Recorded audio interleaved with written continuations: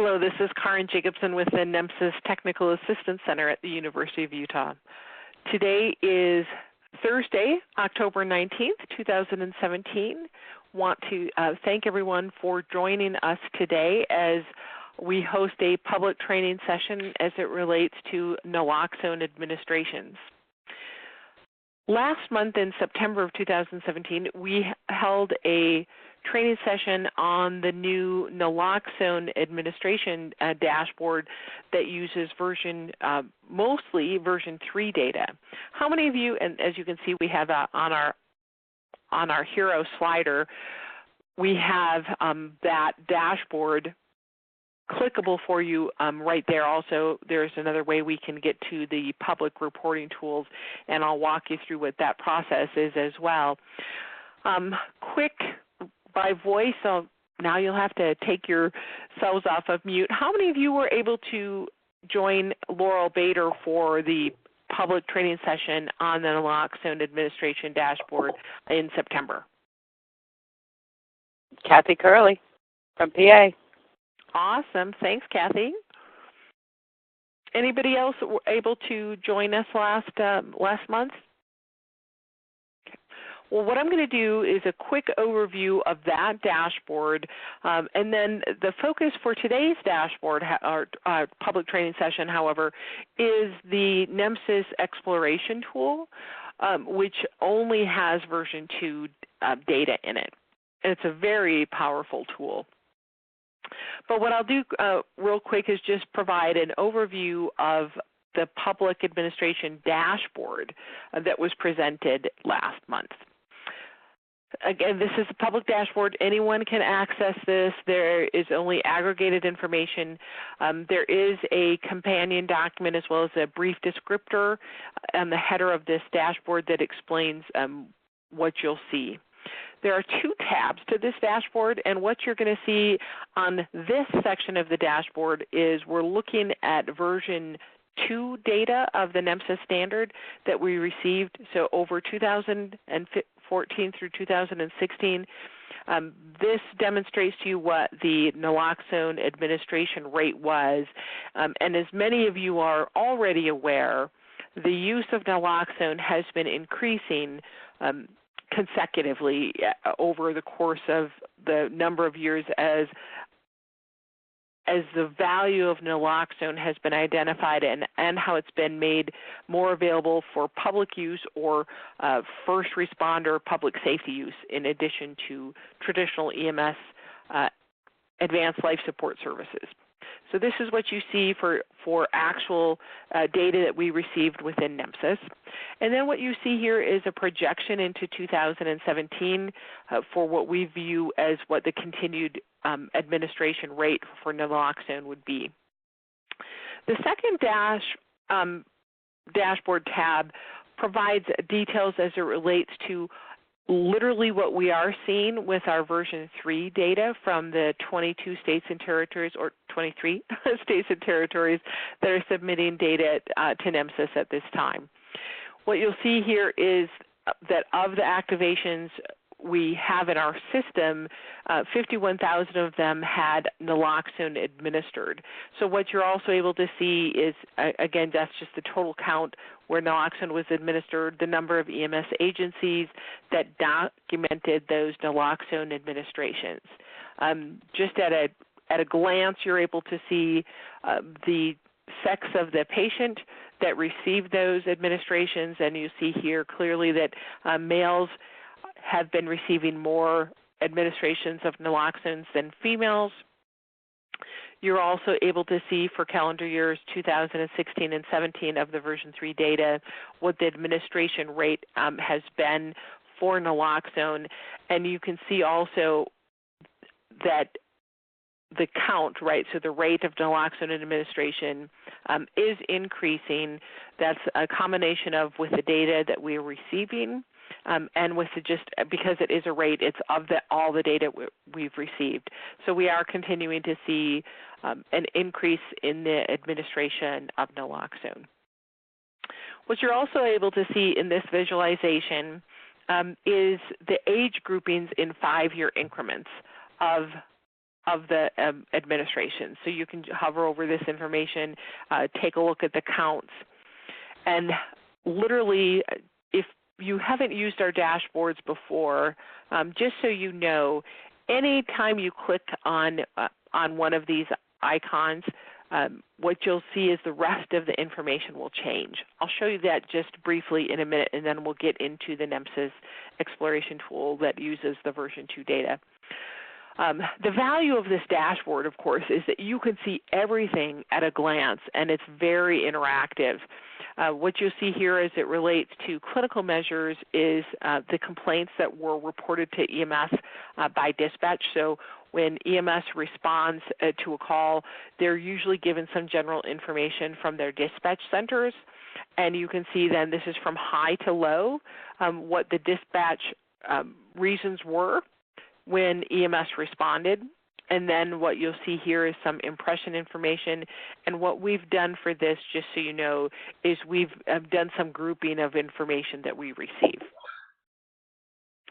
Also in this dashboard, what you'll see is the number of naloxone administration. So obviously what we're seeing here is that most patients only received a dose of naloxone, and then what we're also seeing here is 2 doses, 3 doses, and 4 doses. So the number of EMS activations or patients that potentially would have received 4 administrations of naloxone is 772 compared to over 37,000 that received 1 dose.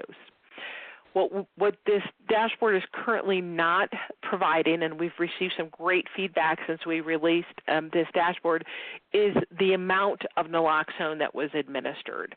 So this dashboard currently does not give that level of detail, and we're having some conversation of how we potentially could include that in this dashboard. That's a new element that we're receiving in version 2 that we did not, receiving in version 3 standard that we did not receive in version 2, which is the actual dosage amount that was administered to a patient. The other thing that we're capturing very cleanly with version 3 is if naloxone was administered prior to arrival of the EMS unit who was submitting that record. And so we are seeing that 5.6% of the administrations of naloxone were administered prior to the unit's arrival on scene.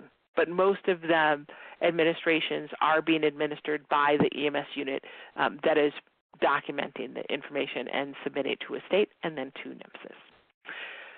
And I'll just again, then allow a quick question. So for example, if we wanted to take a look at the females that have received naloxone administration and then look at the age groups, we click on that female graphic, and then you can take a look at the age groupings, and you'll see that for females, the highest age grouping in 5-year increments is the 35 to 39-year-olds. And then what you'll also see, and I didn't talk about this before, was the day of week and time of day. So here you see at the top Sunday through Saturday, and then the time of day in 6-hour blocks. So not surprising, we are seeing that administration of naloxone tends to be higher in the evening or overnight hours. And in addition to that, what we're seeing is that Friday tends to be the highest. Questions so far? So I'm going to click on that female graphic again, and it's going to revert to where we were before. Let's just check to see if the age ranges differed at all for males. What we did see for a change in this graph is that similarly the males are highest for ages 35 to 39, but overall these age groupings are high for those that are younger as well. So starting at age 20 tends to be the highest. So 20 to 40 years of age are the highest patients' ages that tend to have, that we have seen anyway, where naloxone is administered. Okay, well, let's get back to the meat and potatoes of today's training. And what I wanted to do in here was demonstrate for you how you can access two things. So let's do two things right away. Is under View Reports, there's a Public Reports section. Once you click on this link, you have some overall information to identify who might want to take a look at the public dashboards. And then we have the dashboards or reporting tools overall grouped into three categories. So we have our version 2 dashboards. We quit receiving data based on the NEMSIS version 2 standard through EMS activations that occurred through calendar year 2016. As of calendar year 2017, we're only accepting data based on the NEMSIS version 3 dashboard. So the version 3 dashboards available to the public are available from this section here. And then we have our version 2 Data Explorer, which is what the focus is for our training today. So if one clicks into this Data Explorer tool, you'll have a host of information available to you. So I want to start off by just pointing out what some of these resources are for you. You have in great big bold red color here is the link so that you can access the Explorer. You will need to know the public username and password, which is visible to you here. Also important tools for you to understand and recognize is the following. We have a data dictionary that is specific to our EMS Explorer tool. And in addition, we have a list of the values that are available to you. So for example, in this tool, we have created some additional information such as urbanicity information or census regions and census division information if you're interested in some geographic type of data. We also have an introduction to NEMSIS query manual. What this will do is it will walk you through the steps to utilize this tool. Now that we have had some updates to this tool overall, so this screenshot you'll see here has actually been changed. We have some new graphics as we made an update to the Explorer backend.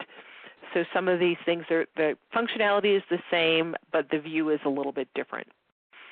We also say that some recommendations initially was that you should use Internet Explorer. However, you'll notice that I am currently using Firefox. Google Chrome also works as well as Internet Explorer. So what I'm going to do is I'm going to just work today in Firefox. But you can also export some data. And this graphic shows information as it relates to what one does when you want to export some of the data. I'll walk through that process with you, though. So if you click on, apparently I'm already logged in. I'm going to shut this down, and I'm going to log in again. So my apologies. I'm going to close this. I'm going to open it back up again.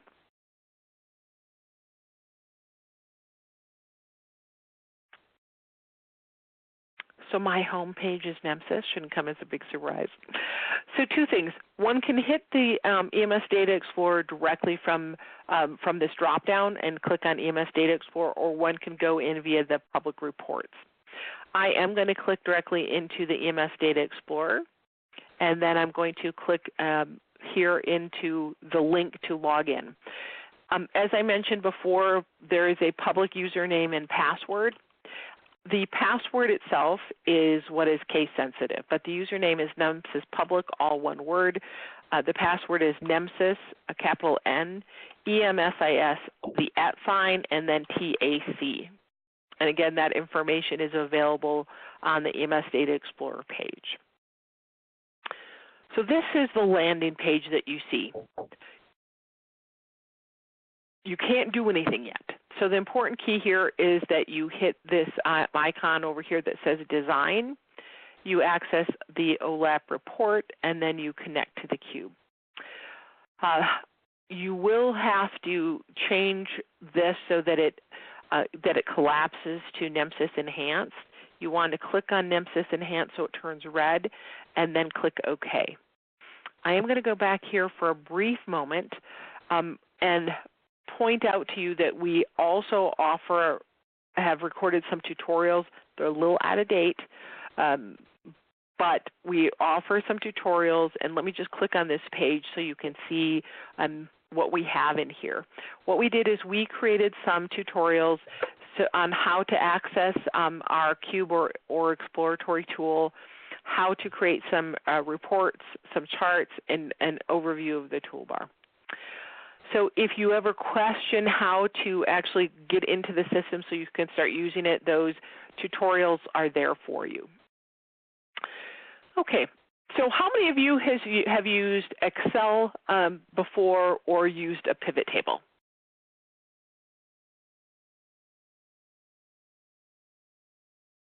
I know most of you have used an Excel spreadsheet before. A lot of the information that you see up here with these icons has a lot of similarity to an Excel spreadsheet. This is information that we'll be able to use once we drill down into the information. So we have a couple of pieces of information here. So this is where your results of your search will be, as the criteria you identify. And then what you're able to do is filter based on the information that you would like to provide in your tool. What we have in the NEMSIS Data Explorer is we have measures. So here we see measures, and then everything else is considered a dimension. I'll refer to them primarily as a folder. What I'm going to do is I'm going to start off by looking at the event measures, click into events, and I will click on count of events. What we're going to see here in the count of events is you'll always be able to check on the status of your query by over on the right, so to the right of the icons is an abort button with a circle spinning, and it will show the number of seconds that it's at as far as the query that it's attempting to pull. So what I'm going to do for you in the meantime is, just as this is thinking, I'm going to show a couple of things just in a Word document. So right now what it's doing is it's going to pull information on the overall counts that we have in our system, and it's done that. So the results are here. I'm going to do two things right away. I'm going to increase. So I want you to see that there's this magnifying glass with the plus sign. You can use this to increase the size of the results. I'm going to put this at about 120, so about 20% over the default. So what you'll see in here is that there's 83 million events in the system. Now the screenshot I was going to show you is that you have the ability to look at the data based on calendar year. You could drill down, look at quarter. So of these 83 million events, you can see by year how many we have.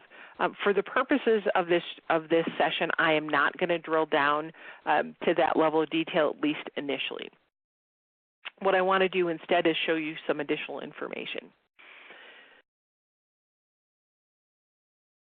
The important thing to understand, and the value of accessing some of these additional tools, such as the data dictionary for this exploration tool, is that you'll understand how things are laid out within this data explorer.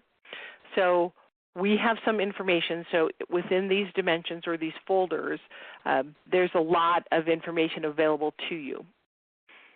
Within the EMS unit agency information, what we have is we have some things called type of service requested, what the role of the unit is that's responding. Specifically as it relates to naloxone, what people are mostly interested in today are the 911 responses. So what I'm going to do is I just dragged type of service requested down into the filters box in the lower left. And what you see is above the count of events is we now have type of service requested has shown up here. Now you'll notice, maybe not, I have a circle showing up on my screen. Has anyone seen that? I currently have it directly under the word requested. Does anybody see that circle spinning? Yes. Thank you. So you'll also notice that over to the right of the icons is the word abort, and then it was counting seconds. So what this is doing is I recommend you don't do anything until this abort message goes away and the results have appeared. So even though this appeared in this filter section, the Explorer tool wasn't ready for you to move forward with a selection.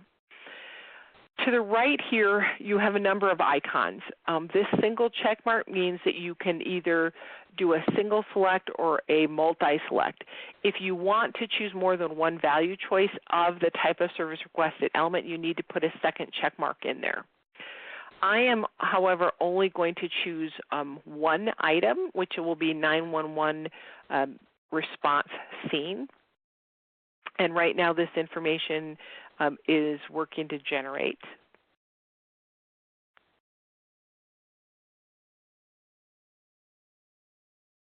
So that I can make my selection. The other thing is you'll see a binoculars and an edit with this little pencil. What this allows you to do is if there's a long list, you can type through it and find the item that you're looking for. Okay, so it's pulled up its results with an all button and a plus sign off to the side. What I'm going to do is I'm clicking this plus sign, and what it's going to do is it's going to pull the value choices that are available for this element so that they're visible. I am going to pull again another screenshot as this is thinking to show you what these choices are. So again, earlier I pulled some information with calendar information and then the type of service requested. So what I'm going to do is I'm going to limit the choices to 911 response scene. So it will drop from 83 million, not significantly, but a little bit. So you'll notice that it's still syncing. Now I'm going to choose 911 response scenes, and now these results are immediately available to you, where we're seeing 65 million results that were 911 response scene. So what we're interested in looking at today is naloxone administrations for the 911 calls. There is a folder that's called Medications Given with a medication name. We have thousands of medications that we've received in our system to identify naloxone administration.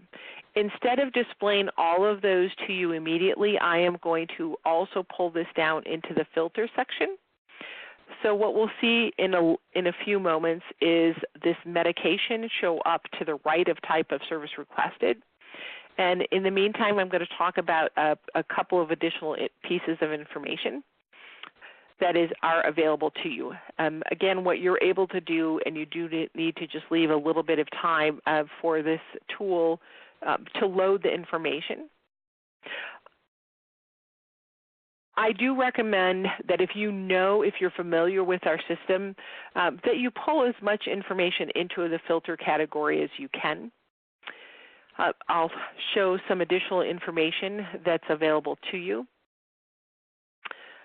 So you'll notice that this medication name information popped. I'm going to pull this up right now. We're going to be looking for two pieces of information, and that's naloxone and naloxone hydrochloride.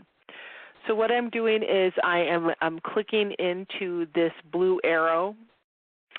These results will show up in a minute, and what you'll see here is that many, many value choices of medications that have been administered to a patient will appear. And that's going to be based on information that's been provided to us. We received this information as a free text field in our version 2 standard. As we move to NEMSIS version 3, we're using a standard called RX norm, which provides a lot more detail. I'm going to click on this plus sign, and what you're going to be able to see here in a moment is a lot of medication values that we've received from EMS agencies across the nation. So what I'm going to do is I'm just going to jump down to the ends because I personally know that what we're looking for is naloxone and naloxone hydrochloride.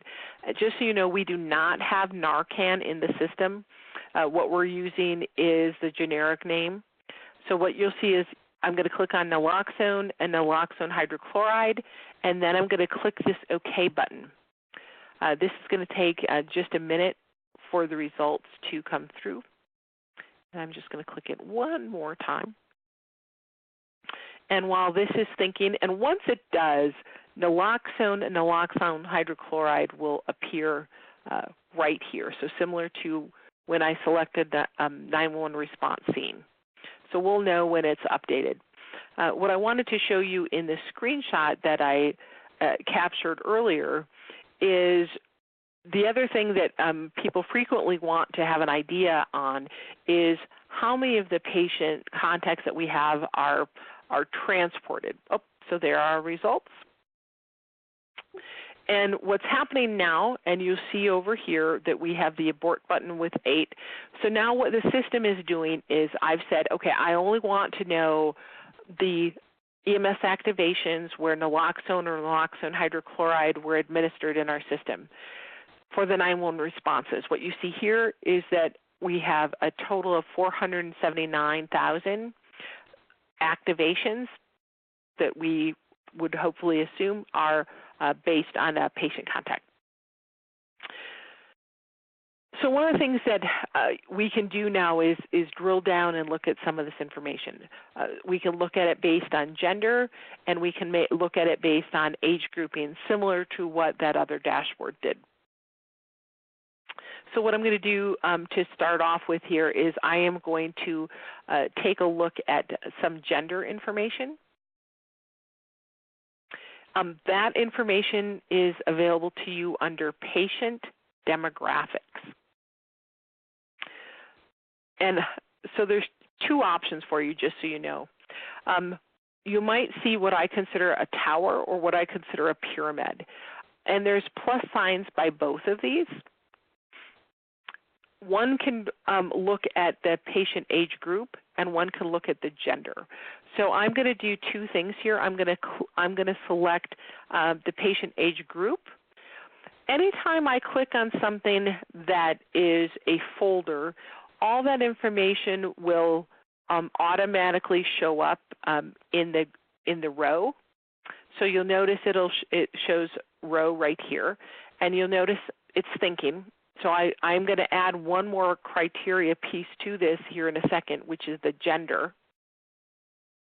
But I'm not going to do that until the results are complete.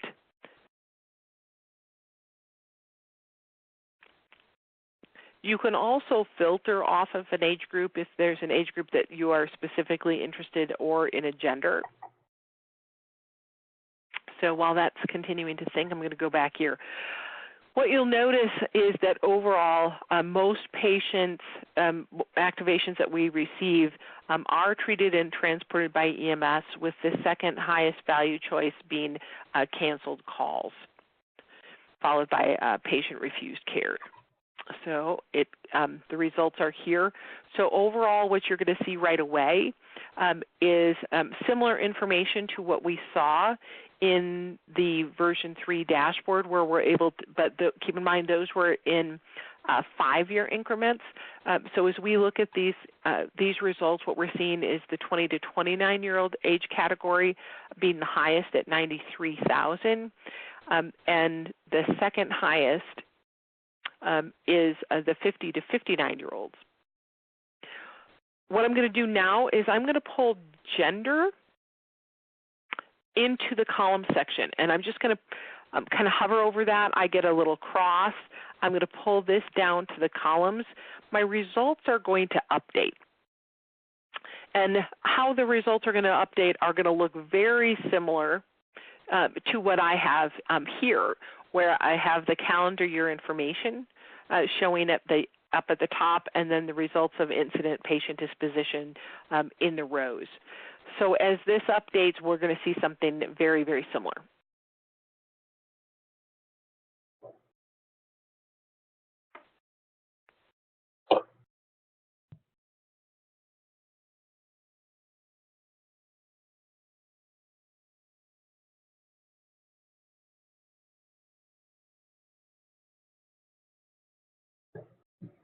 Okay, so now it's thinking. It took a minute or a few seconds there to recognize that I had pulled it into the columns.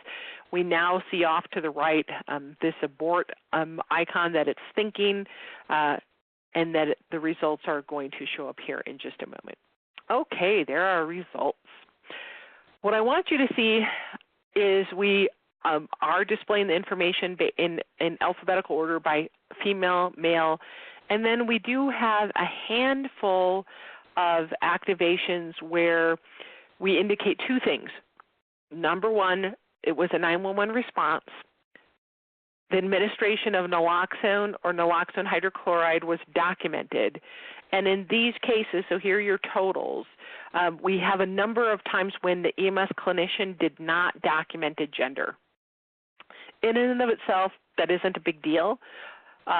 But if you wanted to specify a gender, you could do so here by filtering. So you could also pull this information from gender. You could pull this, and you would, if you want to filter, you have to take the tower icon. You can't take this one over here, which has the single dot.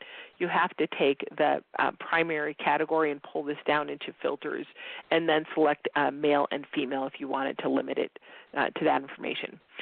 So I want to show you, now that we have these results, that you can also graph this information. So we have an icon up at the top that's called chart. So if I click on that icon, we have a couple of options as to how the information can be displayed. It could be displayed as a pie chart, which isn't very helpful since I have a table information. So what I'm going to do is I'm going to pull it as we'll do it as the 3D bar chart. You have options to apply it or say, okay, so I'm going to hit apply. And so what's happening in the background, just so you know, so I'm going to actually hit OK. If I hit OK, the results are going to pop up here. We have the ability to, as well, just so you know, to increase the size of this in the charting. This information may not be as valuable here just because right now it's grouped first by female and then by male. And then, of course, we have all these not values. So the ability exists to, flip the information around. But overall, we are getting an idea of which age groupings by gender have the highest administration of naloxone. So similar to what we saw in the version 3 dashboard, we're also seeing that males have a pretty significant higher administration of naloxone than females. So what I'm going to do is I'm going to scroll back up here, and I'm going to remove this chart information. So if you ever want to exclude that, then all you have to do is open it back up and then say, say no chart, and the information will go away. You also have the ability of exporting this information. You can print this directly as it appears, or you can export it. So there's an icon then, third from the right, that says export. You can export it as an Excel document or as a CSV file, as a PDF, or as an HTML. If you export it as an HTML, just so you know, later you will have to log back in with a public username and password. If you want to export this in Excel, as I'm going to do right here, it's going to give you some information that it's loading the results and that it's transferring the information, and then you'll get some information that says, do you want to download that Excel spreadsheet? Do you want to open it up? I do recommend that you save that file and give it a name, and so that you have that information available to you. So as that's thinking, though, I'm going to come back to the Data Explorer tool because this will continue to load the information. So one of the things when I sent out this invitation is I let you know that you would have the ability to say, Well, let's do a deeper dive. Let's look at some additional information. So what I'm going to do for the moment is I'm going to get rid of these not values, and I'm going to limit the information to the females and the males. So I am going to pull. Guess I can't do it yet. Let's see if I can stop this. What I wanted to do in here is I wanted to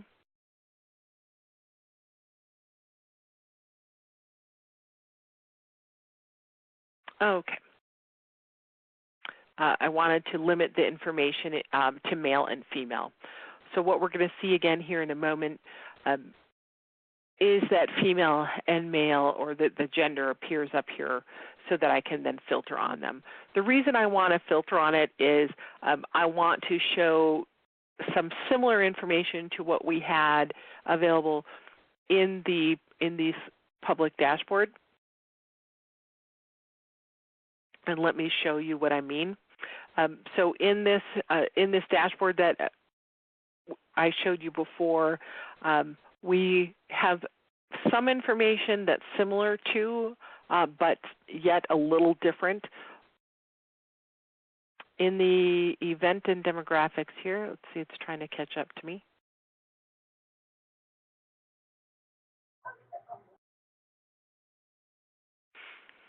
What we saw before is that in here we're able to actually tell you how many EMS activations or events had multiple doses administered to them. We have some similar information available for that in this exploration tool.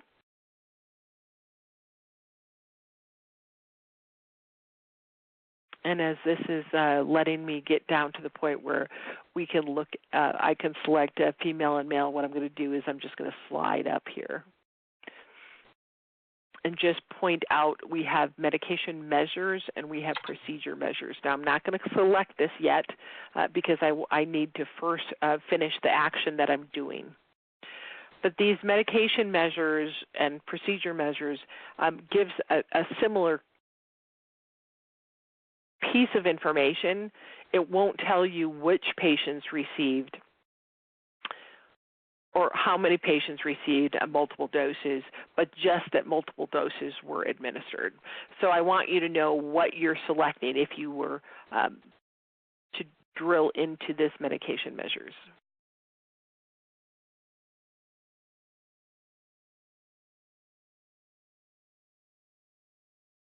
This is thinking.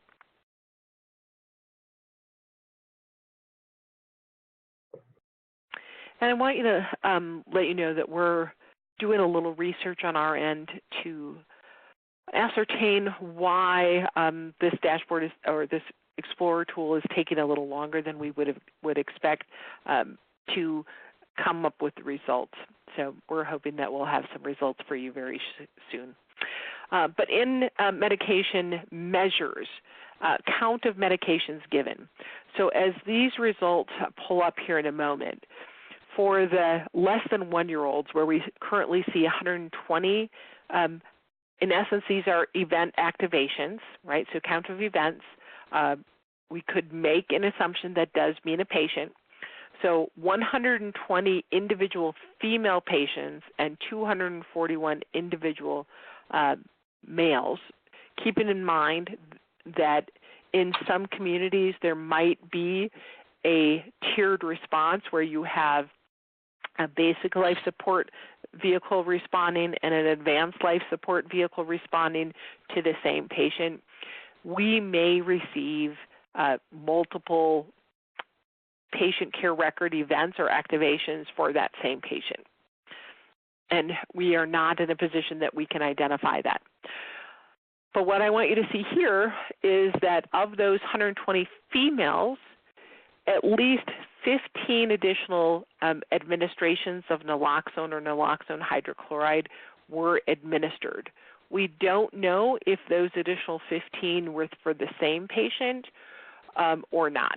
It's just an indication of 15 naloxone were given at some point in time of this 3-year period.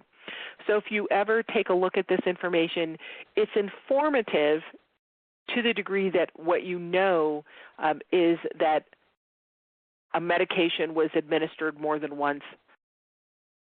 And again, it's just a representation of 15, so you'd really have to do a subtraction here to get that 15.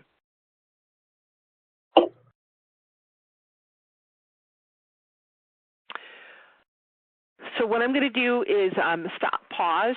We do still have almost 20 minutes remaining in this session for this training opportunity. What I'd like to do is ask what questions you may have for me at this moment, and then we can drill down based on some of the questions that you might have. I can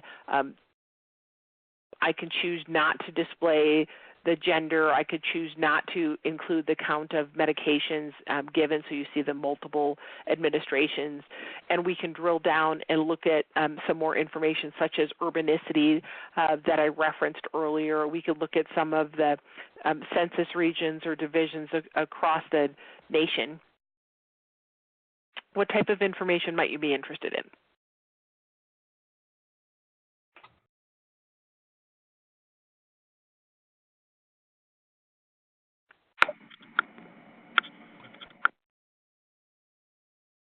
Because here's how this works. I'm going to add something in and show you just what else that this system can do. What I'm going to do at the moment, and just kind of in a comparison, what we see here is the top 15 complaints. So this is complaint reported by dispatch. These are a defined list. The impressions in our version 3 standard are based on ICD-10 codes. In version 2, we had defined lists for each of these. We did not use ICD-10 codes at all. What I'm thinking I'm going to do as soon as this information updates, what the version 3 dashboard does not have are symptoms. So what I'm going to do is I am going to scroll down, and keeping in mind I know what I'm looking at here. I'm going to collapse this patient demographic section, and I'm going to add patient situation. So we have a field where EMS was documenting the primary symptom of the patient. So what I'm going to do is I am going to click into primary symptom. I'm going to do that based off of this information over here. What you're going to see in just a moment is the following. Down here in the rows section, we see primary symptom is displayed here. Originally, what I had done in here was we're showing the groupings by age. Now, the primary symptom is going to appear to the right of patient age, but to the left of these counts.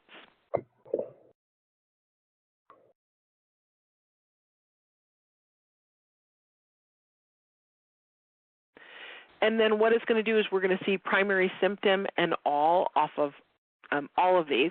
What I don't have, because of how I selected patient age, is I don't have an all category where we had the overall count for females and males that we could look at the primary symptoms for all age groups.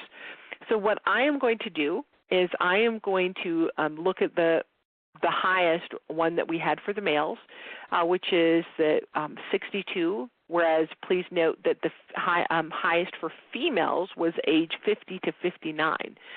So this could actually be quite interesting, whether one looks at the impressions, the symptoms, the complaint reported by dispatch. But I'm going to start by looking at the males, which was the highest of 62,000 for the 20 to 29-year age category.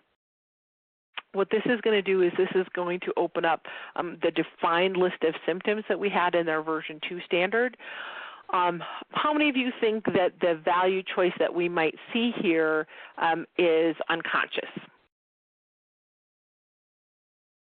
And let me show you, as that's still thinking, what I'm going to do is I'm going to open up this data dictionary, and I'm just going to do, and you'll notice that this is 91 pages, so what I'm going to do is I'm just going to do a control find, and I'm going to type in the word symptom, and what you'll see is I'm going to go through a couple more of these here. And what we have is the medication name, we have other symptoms. go through one more here really quick. You know, in general, here are the value choices that you'll see. So how many of you think change in responsiveness will probably be the highest, or potentially weakness, or breathing problem? Anybody have a general thought about what the results are going to be? Let's take a look. Thanks, Jean Speck, who entered in the chat, change in responsiveness. We'll see if anybody else put something in the chat. Thanks, Jean. Jean is from Connecticut. So what we're seeing of these 62,000, I'm going to scroll through these, is we do see that 34,000 of the 62,000 are change in responsiveness. So let's just take a look here, kind of scrolling through. We have 5 not values that the standard allows. And so the second highest value choice that we see in here is not available. What this means is that the value choice that the EMS clinician wanted to document might not have been part of our defined list of value choices. But similarly, same for the females, we do see that change in responsiveness was the highest. Now let's just do a quick look at the females, or overall the groupings for the 50 to 59-year-olds.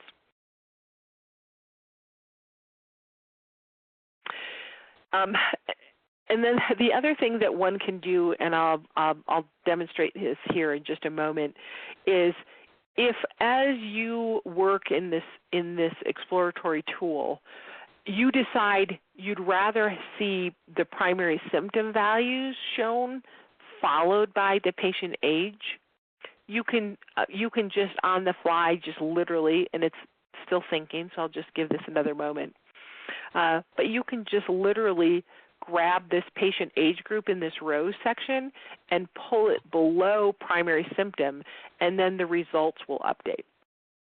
All right, so change in responsiveness, and then appears first for both of these. But if you wanted to drill down and say, well, what was the impression? What was the symptoms? You can pull all of that information in. You don't necessarily have to look at it in this format where you look at the patient age followed by the primary symptom. So I am going to pull this back around and have the primary symptom be first, followed by the patient age group, just so you can see that there's a lot of flexibility within this exploratory tool.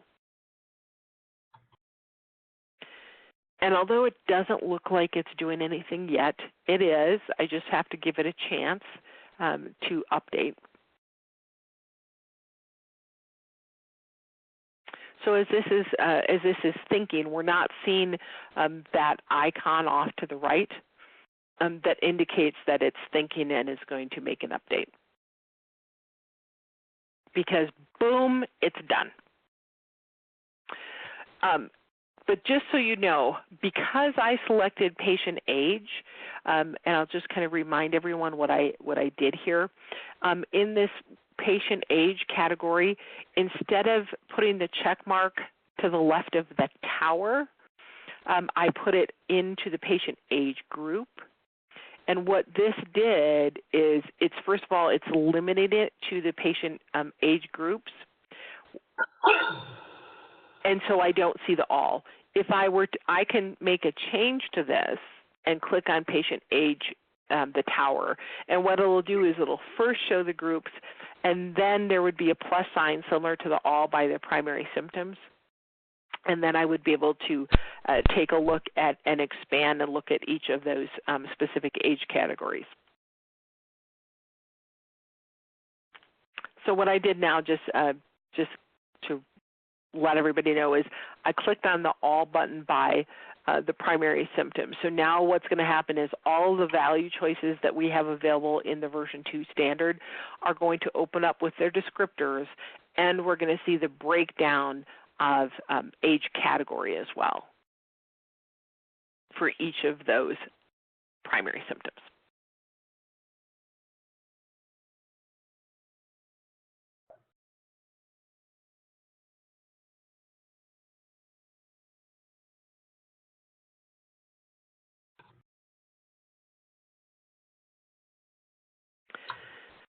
So again, I had so here are the results, and you have the ability to export this information out. So I'm going to show this again. I'm going to export it out as a CSV file. This time I'm going to let this think, and then I'm going to show you one other thing as this is thinking. So because I'm kind of crazy, I tend to have multiple browsers open, and I do work in multiple browsers. And in preparation for our call today, I was kind of playing around with the system a little bit. So in this other browser where I've logged in, and you can see I've logged in as public user, so if you hover over that, you can just see that I'm the public user. I started off by filtering off of naloxone and naloxone hydrochloride, as well as count of events. And then what I did is I said, well, let's look at all those events. How many of the EMS activations where naloxone was administered, what was the disposition of the call? So what we do see here is that the majority of these patients over the years have been treated and transported by EMS. We are also seeing that there are a handful of these that were dead at scene, so it might have been a cardiac arrest as opposed to an overdose. So, for example, if you wanted to drill down and look at those patients that were dead at scene and identify if they might have had a cardiac arrest instead of an overdose from an opioid, for example, you could drill down and look at that type of information. So let's see what's happened with my, all right, so it's saying, do I want to open this Excel spreadsheet or do I want to save it? I am, just for the purposes today, just simply going to open it. And because I saved this as a CSV file, or opened this or did the export as a CSV file, it's taken away any of the pretty formatting, which is fine. It's Excel. I want to point out two things for you. So number one, Excel isn't always our friend, right? It'll drop off leading zeros. The thing that it does for our age groups, and so let me just remind you what our age groups are here. Our age groups, as we see here, are less than 1 year, 1 to 9, and 10 to 19. Excel sees 1 to 9 and 10 to 19 as a month and a day. So it's looking at January 9th and October 19th. So these would have to be converted to the age range. So just so you know what you're looking at. So if you exported this, didn't look at it for a few days, and then came back and looked at it, and you wondered why on earth am I seeing a year and a day as opposed to the standard formatting of the year age groupings. But the other thing that the system does is it does tell you the criteria that were used in the system for you. So you're seeing here in essence that the patient gender selected was female and male. The medications that it was filtered on was naloxone and naloxone hydrochloride, and the type of service requested was 911. So then you can do additional things with these data if you wanted to share this information.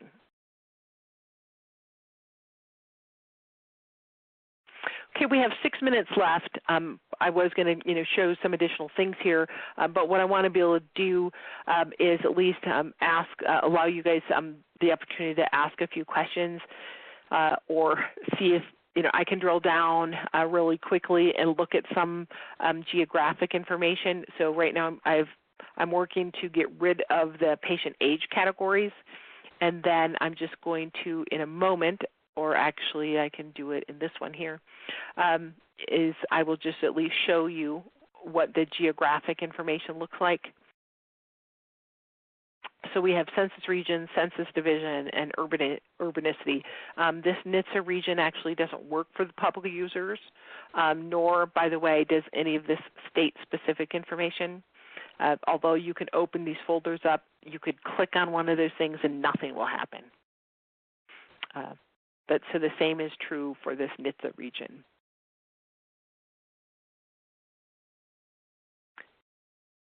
So I think what I will do is I will click on urbanicity. in this, what it's going to do is it's going to populate urbanicity to the right of incident patient disposition. And then I'm going to quit talking, allow people to ask some quick questions.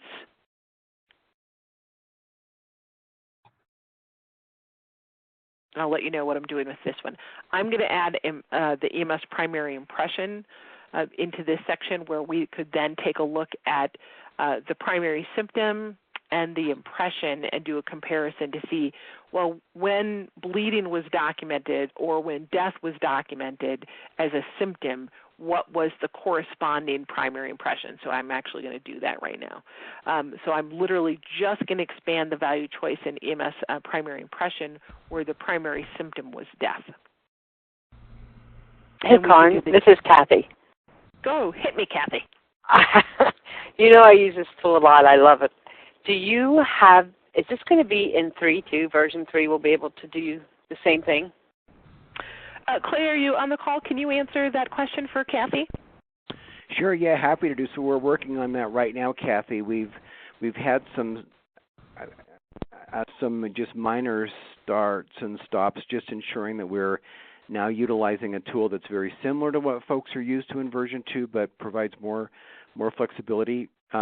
Version 3 data has many more elements that are kind of like many-to-many, and cubes work very well when you have an element that is like a one-to-one or a one-to-many. So, you know, a patient has only one sex or one, but could have multiple ethnicities and race. So just to make sure that in version 3 we're able to kind of work with that type of data, we're well on our way, but I'm kind of thinking that probably April of next year we'll have at least a pretty solid product in version 3. Awesome. Thank you. You bet.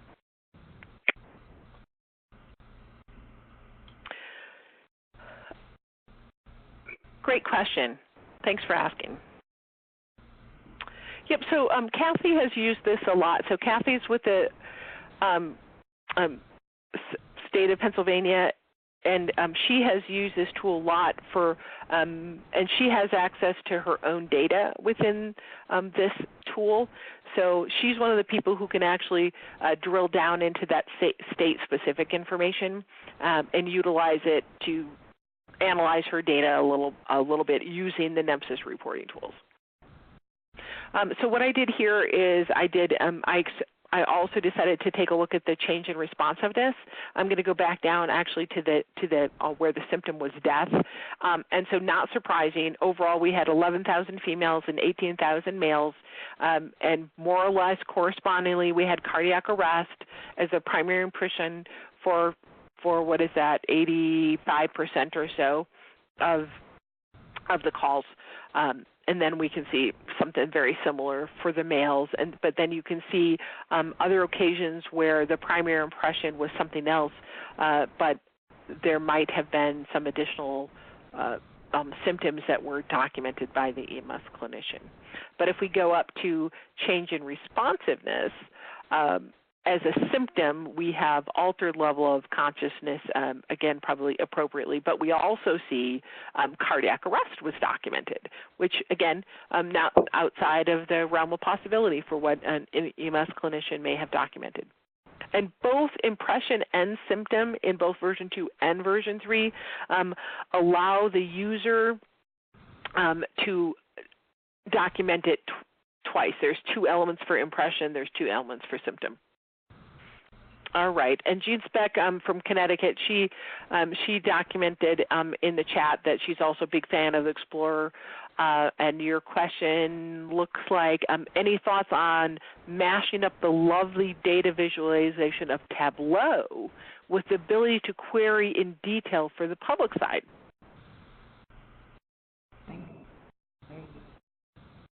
Should we put it on mute? So Clay, what do you think?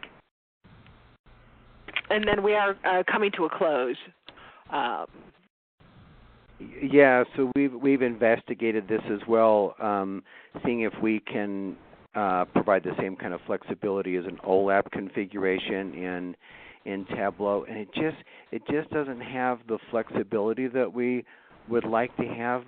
We continue to look at that to see if we could provide a kind of the great visual component that's associated with Tableau, and kind of in a dashboard format. But as of yet, we just haven't found a way to use Tableau that's flexible enough, I think, for full exploratory purposes. We'll continue to work on it, and if people have ideas, we'd love to entertain them. Yeah, thanks for asking the questions. So Clay is the principal investigator for the NEMSIS TAG. Thanks, Clay, for answering those questions. We, again, really appreciate you joining us today. And if you have any specific questions that you would like answered as it relates to Naloxone or the use of our version 2 Data Explorer or just Naloxone administrations in general that EMS may be reporting to NEMSIS in version 2 or version 3, please feel free to reach out to Clay or I. On the NEMSIS website, there is staff contact, and if you scroll down and look at this information, you'll notice that our emails and our phone numbers are available after one hovers over our pictures. Kevin White is our lead business intelligence developer, so he deals a lot, along with Laurel, on the development of our reporting tools. So feel free to reach out to any of us. Thanks so much for joining us, everyone. We hope to have you participate again in November. See ya. Be well. Bye-bye, everyone. I guess I got to do that, figure that out.